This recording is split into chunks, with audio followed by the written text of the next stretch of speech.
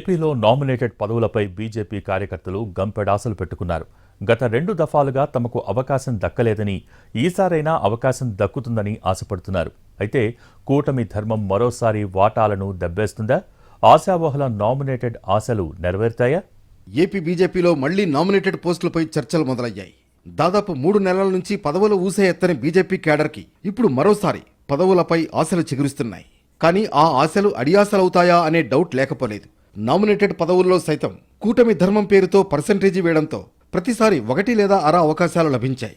ఈసారి కూడా కూటమి ధర్మం కనికరిస్తే తప్ప ఆశావహుల ఆశలు నెరవేరే ఛాన్స్ కనిపించడం లేదు. దేవాలయాల పాలక మండళ్లు, ఇతర చోట్ల ఎమ్మెల్యేలు, మంత్రులు, వారి అనుచర వర్గాలకే అవకాశాలు కల్పిస్తున్నట్లు సమాచారం.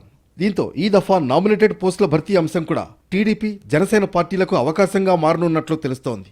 అయితే విజయవాడ పశ్చిమం లాంటి చోట ఎమ్మెల్యే ఆశ వదులుకున్న అడ్డూరి శ్రీరామ్ లాంటి కొందరికి ఏదైనా ఛాన్స్ దొరికే అవకాశం ఉండొచ్చని తెలుస్తోంది. ఏ పదవి పేరు చెప్పినా అధిష్టానం నిర్ణయం తర్వాతే అని రాష్ట్ర పార్టీ పెద్దలు అంటుండడం, అధిష్టానం దేశ భద్రత, సమగ్రత అంశంలో ఫుల్ బిజీగా ఉండడం చూస్తే ఈసారి నామినేటెడ్ ఆశలు ఉన్నా అవి ఎంతవరకు నెరవేరుతాయన్నది అనుమానంగానే ఉంది ఆశావహులకి. అయినా క్యాడర్ తమ ప్రయత్నాలు కొనసాగిస్తూ అధిష్టానానికి అర్జీలు పెట్టుకుంటోంది. ఈసారైనా బీజేపీ ఆశావహుల నామినేటెడ్ ఆశలు నెరవేరుతాయా లేదా అన్నది వేచి చూడాలి.